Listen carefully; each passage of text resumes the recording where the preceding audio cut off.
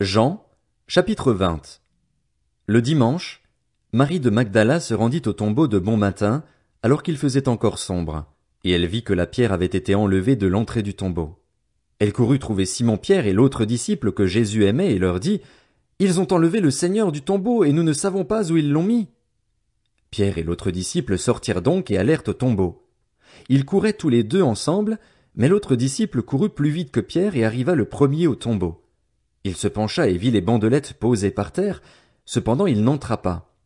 Simon-Pierre, qui le suivait, arriva et entra dans le tombeau.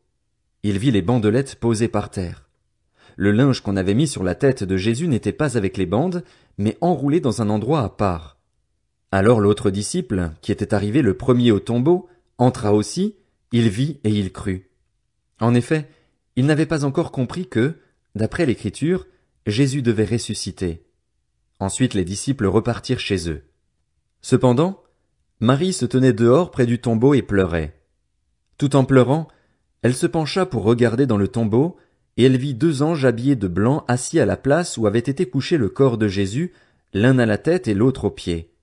Ils lui dirent, « Femme, pourquoi pleures-tu » Elle leur répondit, « Parce qu'ils ont enlevé mon Seigneur et je ne sais pas où ils l'ont mis. » En disant cela, elle se retourna et vit Jésus debout, mais elle ne savait pas que c'était lui. Jésus lui dit, « Femme, pourquoi pleures-tu?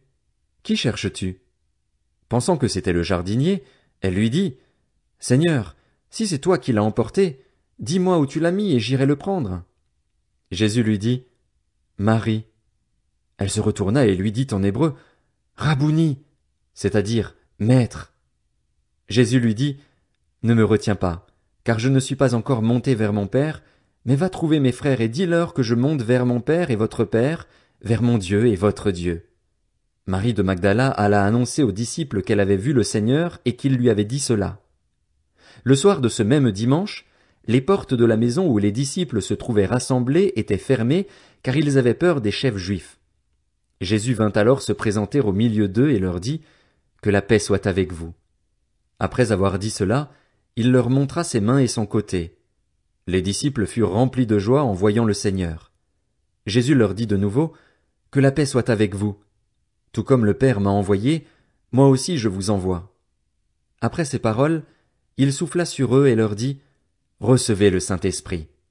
Ceux à qui vous pardonnerez les péchés, ils leur seront pardonnés. Ceux à qui vous les retiendrez, ils leur seront retenus. » Thomas, appelé Didyme, l'un des 12, n'était pas avec eux lorsque Jésus vint. Les autres disciples lui dirent donc, « Nous avons vu le Seigneur. » Mais il leur dit, « Si je ne vois pas dans ses mains la marque des clous, si je n'y mets pas mon doigt et si je ne mets pas ma main dans son côté, je ne croirai pas. » 8 jours après, les disciples de Jésus étaient de nouveau dans la maison et Thomas se trouvait avec eux. Jésus vint alors que les portes étaient fermées, se tint au milieu d'eux et dit, « Que la paix soit avec vous. » Puis il dit à Thomas, « Avance ton doigt ici et regarde mes mains. Avance aussi ta main et mets-la dans mon côté. Ne sois pas incrédule, mais crois. » Thomas lui répondit, « Mon Seigneur et mon Dieu. » Jésus lui dit, « Parce que tu m'as vu, tu as cru. Heureux ceux qui n'ont pas vu et qui ont cru. » Jésus a accompli encore, en présence de ses disciples, beaucoup d'autres signes qui ne sont pas décrits dans ce livre.